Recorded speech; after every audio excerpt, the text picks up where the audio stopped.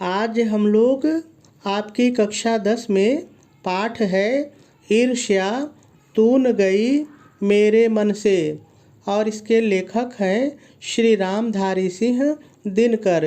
आज हम लोग इस पाठ के इस गद्यांश पर आधारित जो कि आपको सामने दिखाई दे रहा है, इस गद्यांश पर आधारित आपकी बोर्ड की परीक्षा में पूछे जाने वाले संभावित प्रश्नों को हल करना सीखेंगे। लेकिन इस गद्यांश को हल करना सीखने से पहले कुछ ज़रूरी बातें हैं। पहले हम लोग थोड़ा सा उस पर चर्चा कर लेते हैं, फिर उसके बाद हम लोग इस गद्यांश को हल करना सीखते हैं। ठीक है, तो देखिए आपके बोर्ड के पेपर में इसी तरह से दो अलग अलग पाठ से दो गद्यांश दिए रहेंगे और उन दोनों गद्यांशों में से कोई एक गद्यांश जो भी आपको सरल लगे, कोई एक गद्यांश आपको हल करना होता है। ठीक है, तो देखिए इस तरह से गद्यांश दिया रहेगा और गद्यांश के नीचे इस तरह से 3 प्रश्न दिए रहेंगे। 3 ही प्रश्न रहेंगे, 3 से ज़्यादा नहीं हो सकते हैं। ठीक है, और एक प्रश्न 2 नंबर का होता है। इस तरह से गद्यांश पर आधारित प्रश्न 6 नंबर के होते हैं। देखिए ये जो गद्यांश के नीचे तीनों प्रश्न होते हैं बहुत ही सरल होते हैं। यदि आप थोड़ा सा भी ध्यान से गद्यांश को पढ़ेंगे तो सभी का उत्तर दे लेंगे, कहीं भी कोई दिक्कत नहीं होगी। ठीक है, तो चलिए अब हम लोग क्रमशः एक एक प्रश्न पढ़ते हैं और इनको हल करना सीखते हैं। तो देखिए पहला प्रश्न आपसे पूछ रहा है उपर्युक्त गद्यांश का संदर्भ लिखिए। तो देखिए संदर्भ के लिए 2 चीज़ें ज़रूरी होती हैं। पहली चीज़ होती है शीर्षक का नाम, यानी जिसको आप पाठ का नाम कहते हैं, तो आपको पाठ का नाम मालूम होना चाहिए। और दूसरा आपको लेखक का नाम मालूम होना चाहिए। यदि ये 2 चीज़ें आपको मालूम रहेंगी तो आप संदर्भ बहुत ही आसानी से लिख लेंगे, कहीं भी कोई दिक्कत नहीं होगी। ठीक है, यानी मेरे कहने का मतलब ये है कि जब भी आप किसी गद्यांश को पढ़िए तो उसके शीर्षक, पाठ का नाम और लेखक का नाम ज़रूर याद कर लीजिए। ठीक है, तो देखिए हमको दोनों पता है कि इस पाठ का नाम है ईर्ष्या तून गई मेरे मन से और लेखक का नाम है रामधारी सिंह दिनकर। तो अब इसका संदर्भ लिखेंगे कैसे, चलिए सीखते हैं। तो देखिए सबसे पहले आप प्रश्नोत्तर नंबर डालेंगे। आप अपने पेपर में देख लीजिए कि प्रश्नोत्तर नंबर कौन सा है। आप प्रश्नोत्तर नंबर डालेंगे और पहली बार में कम से कम 2 लाइन छोड़ेंगे। उसके बाद 2 गद्यांश में से जो भी एक गद्यांश आप हल करेंगे उसका संकेत लिखेंगे। और मैंने आपको कई गद्यांश में बताया है कि संकेत में हम लोग जो गद्यांश हल करते हैं उसके शुरू का और डाट डाट करके उसके अंत का लिख लेते हैं। यदि ये बात आपको समझ में ना आई हो तो चलिए मैं आपको बताता हूँ।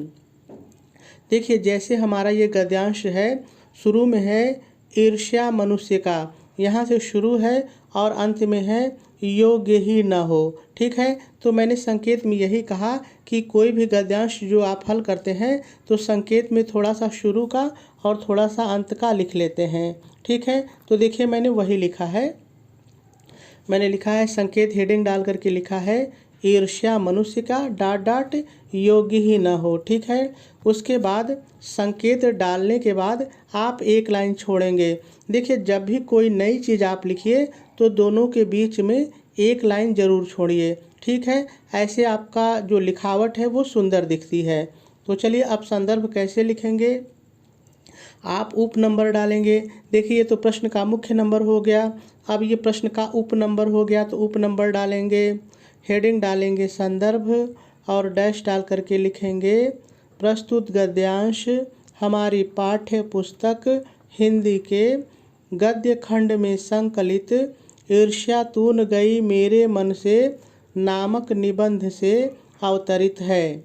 इसके लेखक रामधारी सिंह दिनकर जी हैं। पूर्ण विराम लगा देंगे और आपका संदर्भ यानी कि पहला प्रश्न पूरा हो जाएगा।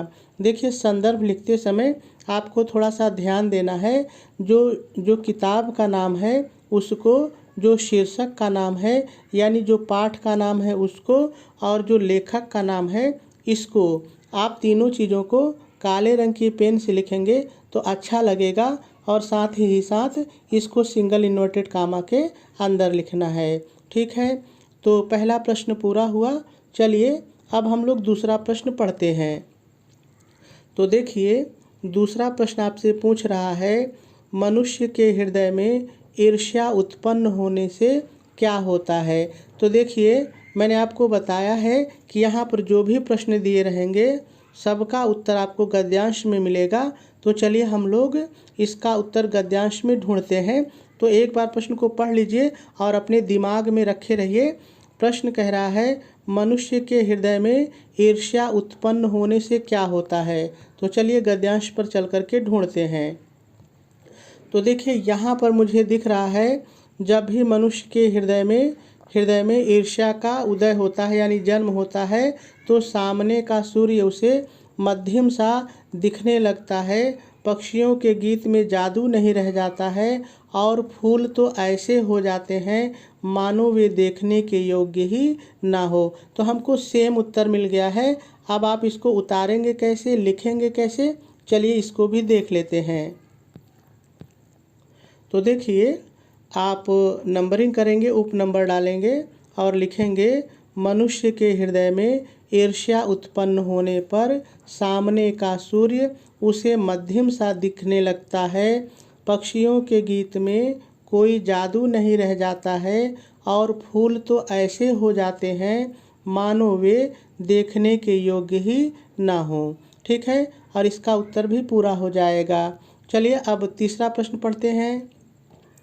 तो देखिए तीसरा प्रश्न आपसे पूछ रहा है, रेखांकित अंश की व्याख्या कीजिए। और देखिए ये जो रेखांकित अंश की व्याख्या है यही आपको सबसे ज़्यादा परेशान करती है, आप नहीं समझ पाते हैं कि क्या लिखें। तो देखिए मैं बता दूं कि रेखांकित अंश की व्याख्या बहुत ही सरल होती है। देखिए आप गद्यांश पर चले जाइए और पहले देख लीजिए कि रेखा कहाँ खींची गई है, कहाँ तक खींची गई है, उतने की ही व्याख्या आपको करनी होती है। ठीक है, पहली चीज़। और दूसरी चीज़ देखिए, व्याख्या करते समय हम लोग जो उसमें कठिन शब्द आते हैं उसको थोड़ा सा सरल कर देते हैं, कुछ चीज़ें हम लोग अपनी तरफ से जोड़ देते हैं और जहाँ नहीं समझ में आता है उस लाइन को ऐसे ही उतार देते हैं। ठीक है, तो यदि आप ये थोड़ी चीज़ें भी करेंगे तो आपको पूरा नंबर मिल जाएगा। तो कभी भी घबरा करके आप रेखांकित अंश के प्रश्न को नहीं छोड़ेंगे। ठीक है, आपसे जैसा भी आए मतलब जैसा भी आए वैसा ही आप लिख के चले आइए, आपको नंबर मिलेगा। ठीक है, तो देखिए अब हमको रेखांकित अंश की व्याख्या करनी है। तो चलिए मैं आपको पूरे गद्यांश की व्याख्या बता देता हूँ और आपके परीक्षा में जहाँ भी रेखा खींची रहे वहाँ की व्याख्या आप कर दीजिएगा। देखिए यहाँ पर थोड़ा सा समझ लीजिए, ये जो रेखा यहाँ पर खींची गई है ना, ये पेपर बनाने वाला कहीं भी खींच सकता है, यहाँ भी खींच सकता है, यहाँ भी खींच सकता है, यहाँ तो खींची ही है, यहाँ भी खींच सकता है। ऐसे में आपको सभी गद्यांश जितना भी बड़ा हो पूरे लाइन की व्याख्या आपको आनी चाहिए और ऐसे में जहाँ भी रेखा खींची रहेगी आप उसकी व्याख्या कर लेंगे। ठीक है, तो चलिए मैं आपको पूरे गद्यांश की व्याख्या को बताता हूँ। तो देखिए इस गद्यांश में जो लेखक रामधारी सिंह दिनकर जी हैं वो ईर्ष्या के प्रभाव का वर्णन करते हुए कहते हैं कि ईर्ष्या मनुष्य का चारित्रिक दोष ही नहीं है, प्रत्युत इससे मनुष्य के आनंद में भी बाधा पड़ती है। यहाँ तक पूर्ण विराम है। तो चलिए मैं पहले इतनी व्याख्या आपको बता देता हूँ।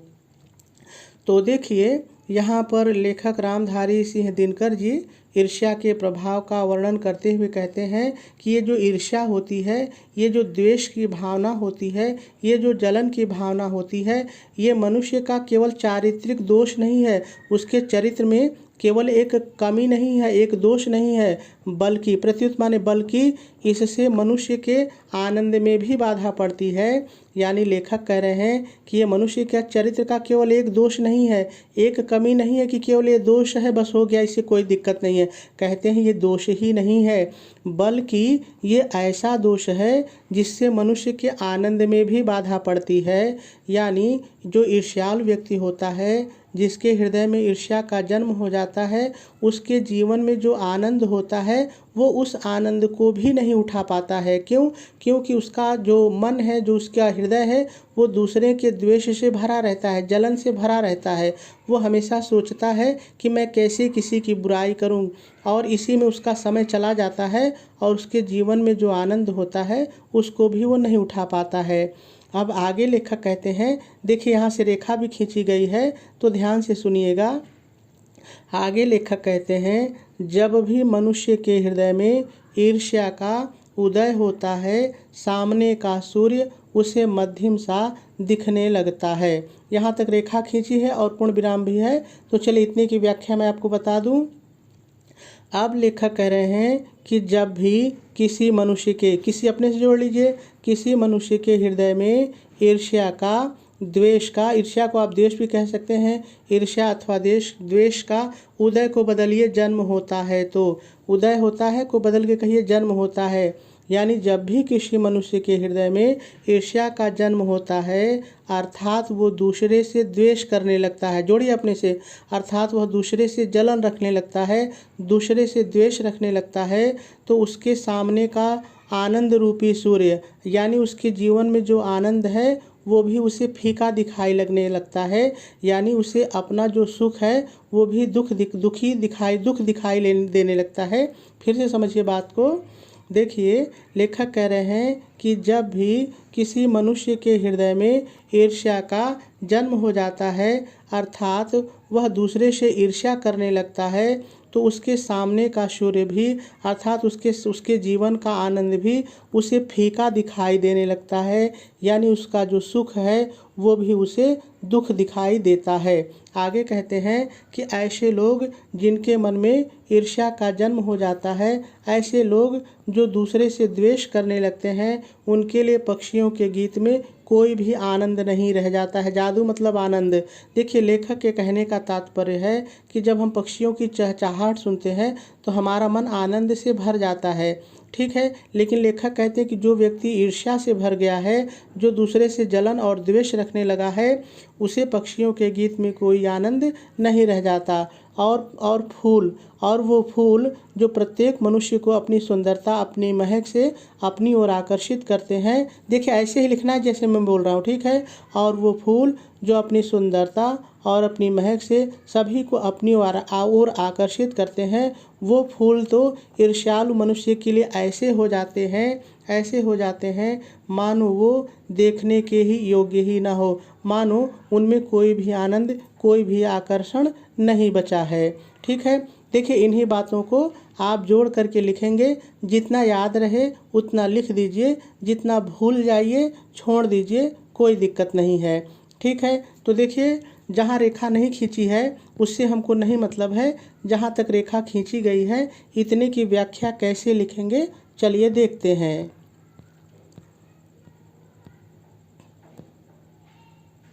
तो देखिए आप उप नंबर डालेंगे और हेडिंग डालेंगे रेखांकित अंश की व्याख्या, और डैश डाल करके लिखेंगे प्रस्तुत रेखांकित अंश में लेखक रामधारी सिंह दिनकर जी ईर्ष्या के प्रभाव का वर्णन करते हुए कहते हैं कि, अब देखिए जो इतना मैंने अपनी तरफ से जोड़ा है ना, इस पाठ का कोई भी गद्यांश हो आप इतना अपनी तरफ से जोड़ दीजिए, ठीक है। उसके बाद रेखांकित अंश की व्याख्या कीजिए।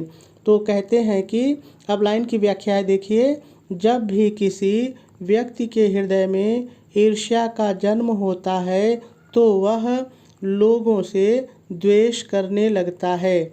ऐसे में उसे अपने सामने का सुख फीका सा, वहाँ मध्यम था ना, फीका सा दिखाई देने लगता है। उसे अपना सुख भी दुख के समान प्रतीत होता है और वह अपने सुखों का भी आनंद नहीं उठा पाता है।